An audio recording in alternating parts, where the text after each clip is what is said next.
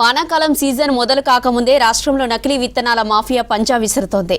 పత్తి, మిర్చి, వరి విత్తనాలు పెద్ద మొత్తంలో ఇతర రాష్ట్రాల నుంచి దిగుమతి చేసుకుని ఎరువుల వ్యాపారుల వద్ద నిల్వలు చేస్తున్నారు అక్రమార్కులు. రైతులకు ఆఫర్లు ఇస్తూ అమ్ముతున్నారు. ఇక మరోవైపు రైతులకు నకిలీ విత్తనాలకు అవగాహన కల్పిస్తున్నారు వ్యవసాయ శాఖ అధికారులు.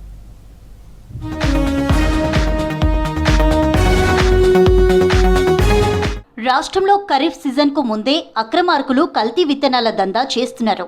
సరిహద్దు రాష్ట్రాల నుంచి మన రాష్ట్రంలోకి దిగుమతి చేసుకుంటున్నారు.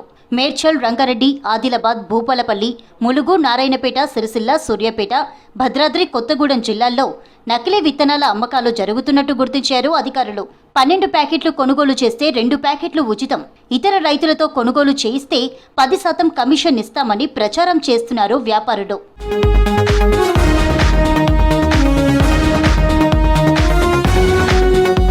జిల్లాల్లో నకిలీ విత్తనాల ముఠా పోలీసుల చేతికి చిక్కింది. మార్కెట్లో పత్తిలో హెచ్టీ రకానికి మన దేశంలో అనుమతి లేదు. వీటికి అధిక రసాయన మందులు చల్లి రైతులు రోగాల బారిన పడుతున్నారని ప్రభుత్వం నిషేధించింది. కానీ దిగుబడి ఎక్కువగా ఉంటుందని కొందరు గుట్టుగా ఈ రకం విత్తనాలు విక్రయిస్తున్నారు. మరికొందరు ఆన్లైన్లో అమ్ముతున్నారని గుర్తించారు పోలీసులు.